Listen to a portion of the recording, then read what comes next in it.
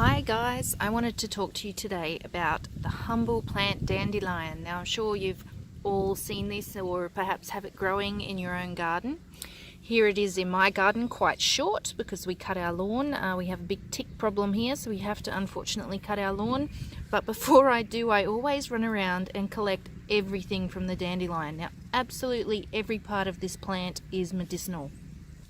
You can eat the leaves. You can make tea from the leaves. You can use the root. It's got a big long tap root, so it's sometimes difficult to get out. You can use the flowers, and I've recently learnt that you can use the seed heads as well, which is pretty cool. So there is no part of this plant that will go to waste, basically. So the leaves and the roots have a similar action.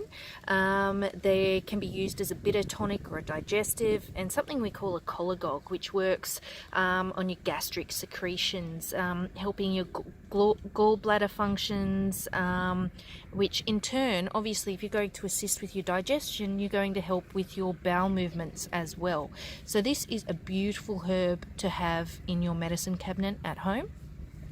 I collect the beautiful flowers and I use these in an infused oil. You can infuse these in honey and have a dandelion honey, which tastes lovely.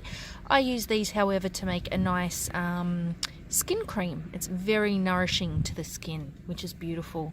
So this is our humble dandelion. Oh, and I also use the leaves. I collect them and I put them in a summer or a spring, I should say, pesto.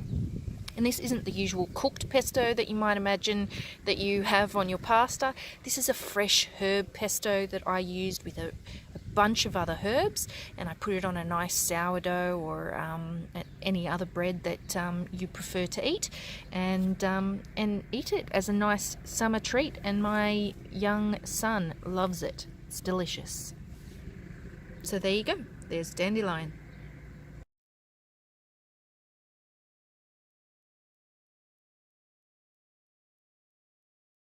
The beautiful comfrey in my garden is just about to come into flower, and it has big, broad, hairy leaves. You can actually hear that rubbing between my fingers. It's actually quite rough on the skin, but it is a beautiful skin healing herb. Now, the contents of this herb contain something called pyrrolizidine alkaloids, which when ingested in huge amounts are damaging to the liver if you've got a previous underlying liver condition. So for these reasons, in countries like Australia, it's not allowed to be prescribed internally, but you can take it externally in Australia.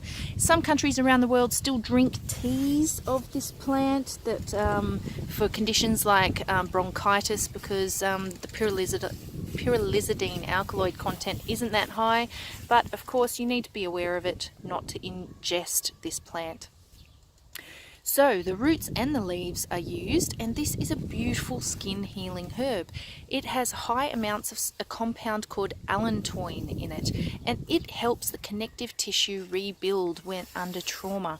So if you've got bruises or sprains or deep bone trauma, like if you've broken a bone, you can make either a fresh or a dried poultice of the leaves or the roots from this plant, and put it on the injury.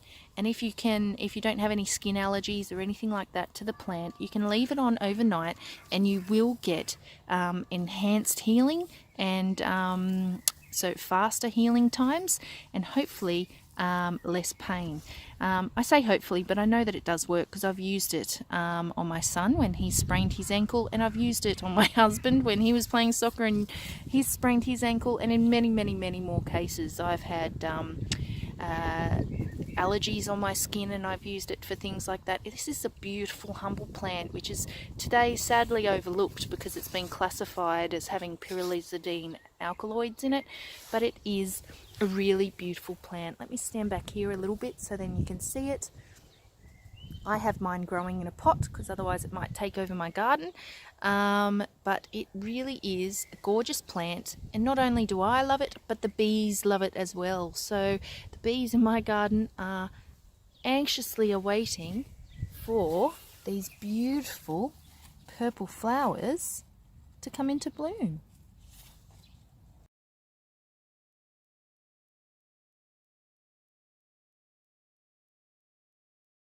Another beautiful plant I have growing in my garden is goldenrod or solidago. Now this one's not flowering yet. This one will flower later in the summer, and it's still spring here in the northern hemisphere, but you can see the beautiful long slightly serrated leaves here, and they're really soft and beautiful as well.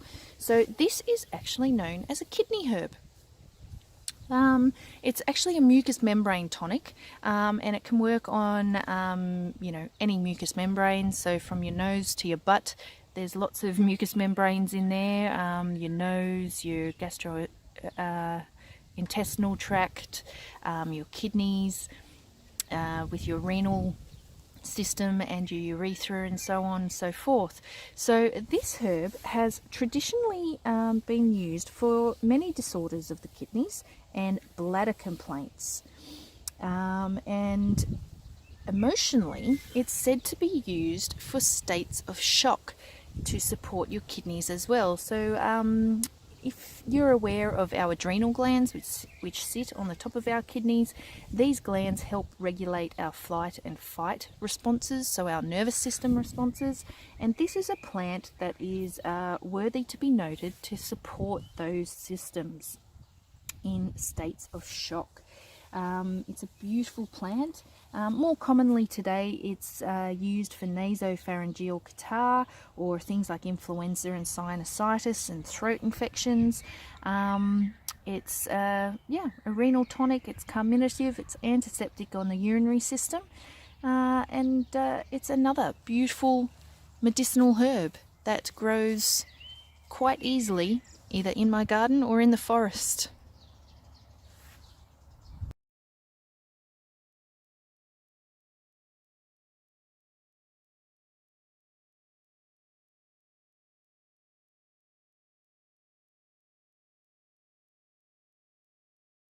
Another beautiful herb in my garden is lady's mantle, or our Camellia vulgaris. Now this is traditionally known as a woman's herb or a lady's herb, hence the name lady's mantle.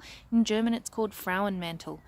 And this is helpful with all sorts of menstrual or ladies' troubles. So if you have an irregular menstrual cycle, if your cycle is too heavy, too light, if you're having problems with miscarriages or urinary problems as well, yes. But what I wanted to say was uterine prolapse. This is beautiful herb for all of those disorders. Now if you don't have access to liquid extracts or anything, this tea is the tea of this herb is so effective.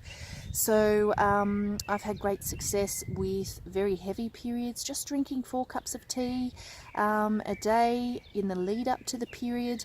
It's anti-hemorrhagic, it's astringent, it works really beautifully. In fact, it doesn't just work on menstrual problems, it works on all abdominal problems. So things like endometriosis is what I'm trying to say, any sort of intestinal colic or problems with the abdomen itself. This is a gorgeous herb to have on standby.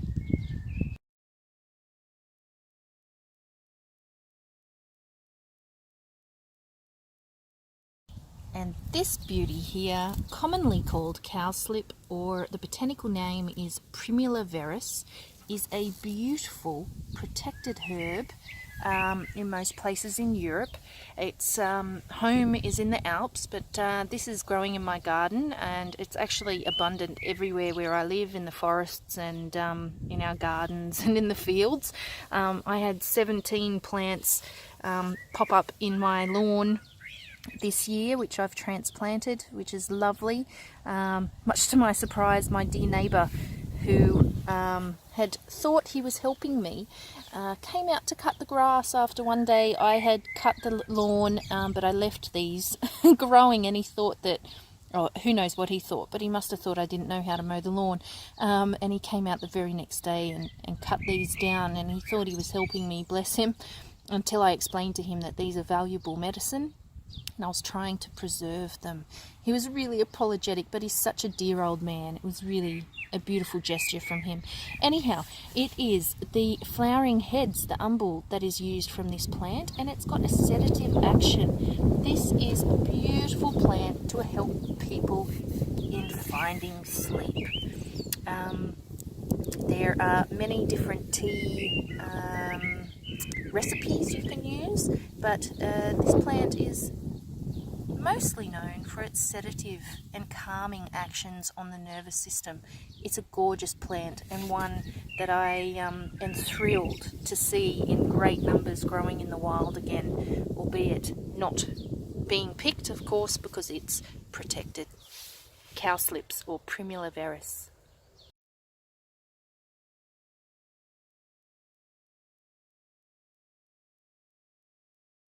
Now here in the back of my garden, I am lucky enough to have a beautiful hawthorn tree, really. It's not quite a bush. It is so big. If I can come back here and show you how high it goes up. It's actually my neighbour's tree, but it comes over my back fence, and she has given me permission to pick the blossoms and the leaves and the berries, which are the medicinal parts of this plant. Now this is a beautiful cardiac herb. There are so many studies that have been done on the Crataegus species, which is the botanical name. This one is Crataegus menigma. And at this time of the year, in spring, we gather the flowers and the leaves. They have the highest flavonoid content and are used medicinally in heart conditions such as angina. They're used to dilate the vessels, so they're a vasodilator. Sorry, my camera is just moving around here. So the World Health Organization even lists this plant as a useful ally in congestive heart failure. It has similar properties and actions to a lot of the beta blockers that are used from a pharmaceutical perspective, but of course these are a little bit kinder and don't have all of the side effects that the pharmaceutical medicines do. So later today I will be picking myself more hawthorn blossoms, and later in the year when all the berries come out, I'll pick some of the berries as well. But look, if you're going for a walk and you're in the northern hemisphere or even the southern hemisphere and you know of places that grow them, I think in cooler climates like in Tasmania in Australia, there are Crataegus species growing, so maybe in the southern areas where it's a little bit cooler as well, you will find the beautiful hawthorn bushes. Please look out for them. Please experiment a bit. You can dry the leaves and the flowers and make your own teas. And not only are they used in the treatment of heart conditions, but they're also used in the prevention. So if you've got heart conditions that run in your family, of course you want to speak with your doctor first or a trained herbalist, but have a look at hawthorn. It's such a beautiful medicine.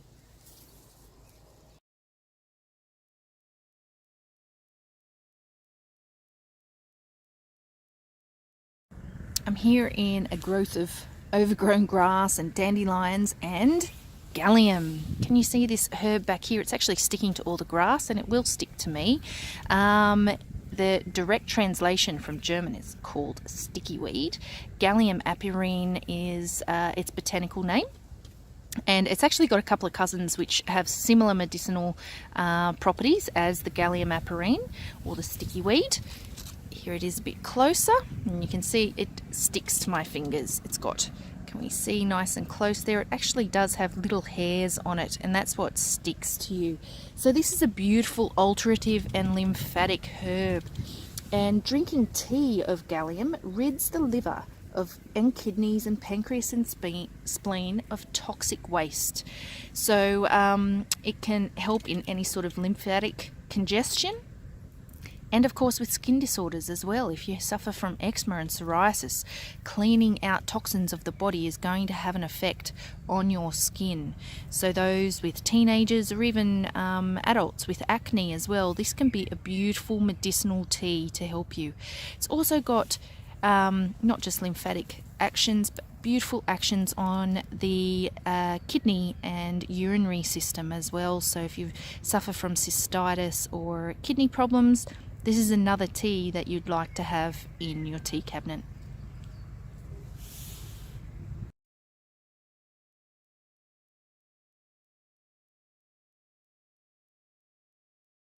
Just a little ways up from our gallium and our dandelions, we have the gorgeous spring tonifying nettle.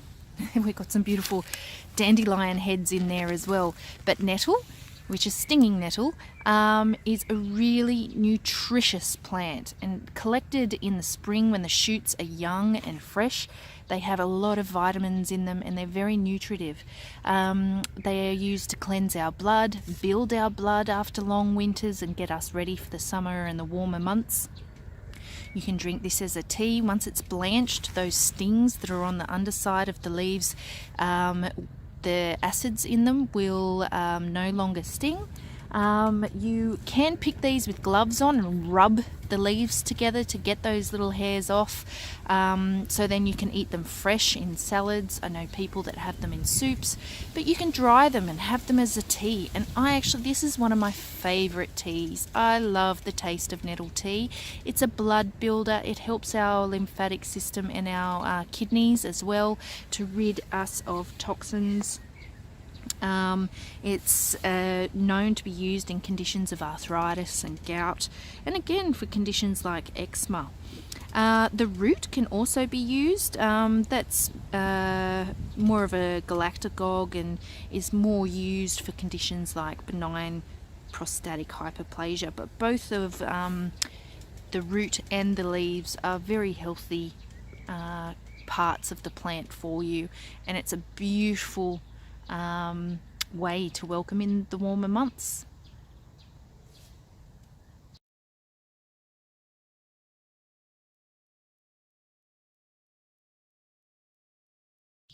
And here we have two of the plantains side by side. Here we have the narrow leaf plantain, which is Plantago lanceolata or ribwort, and here we have the broadleaf plantain. So I'll start by talking about the narrowleaf plantain.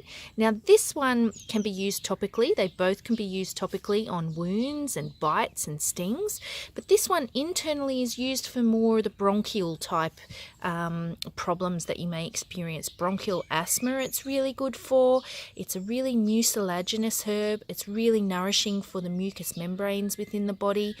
So when you have nasal catarrh or any sort of congestion in the lungs, bad coughs and things, this is a beautifully enriching herb to add into your herbal medicine mix. Or you can just dry the leaves or even use them fresh as an infusion and drink it daily, and it will help you with those things. You can I recently used this on a child with a bee sting. We picked some of the leaves. I had the mum chew on the leaves and put it on the child's arm, and the intensity of the sting was relieved after some time. We didn't find in the area that we were the broadleaf plantain, but it can be used exactly the same way. Now I'm just going to scoot over here to where a bigger more plainly seen plant is. You can see these gorgeous broad leaves with the big varicose veins. It's got the stem with the flower coming out the top. There's another one there, nice and tall. Another beautiful identifying feature of this plant. And the broadleaf plantain used internally more so for urinary problems, so cystitis with hematuria, hemorrhoids, and even for mouth ulcers. People that, if you've just bitten the side of your cheek, for instance, and you've got an open wound inside your mouth, you can chew this up and hold this on the inside of your cheek, and it will take some of the inflammation away and improve the healing time. But also just for regular mouth ulcers as well, this plant will definitely help with that. So in the olden times, this was the snake bite remedy. All of the plantains have similar features in that regard. So again, here's the ribwort, Plantago lanceolata, and this is the broadleaf or Plantago major. plantain. If you get stung either by mosquitoes or something more sinister, you can chew this up. Your saliva will activate the ingredients, or if you don't want to chew it up, water works just fine as well. Something that will moisten it, and you crush it and you activate those internal constituents within the plant, and you put it on as a poultice. It will take the burning sensation off, the itching, and it draws the toxins to the surface. So it gets rid of them. Any sort of ulcers and things that may not be healing on your legs or your hands or any external part of your body, this is a beautifully safe and nourishing herb to use. So there you go, they're the plantains, and they grow everywhere. These are in my garden, and they're being very cooperative and growing side by side, so then I can show you the differences on how they look. Beautiful, nourishing herbs.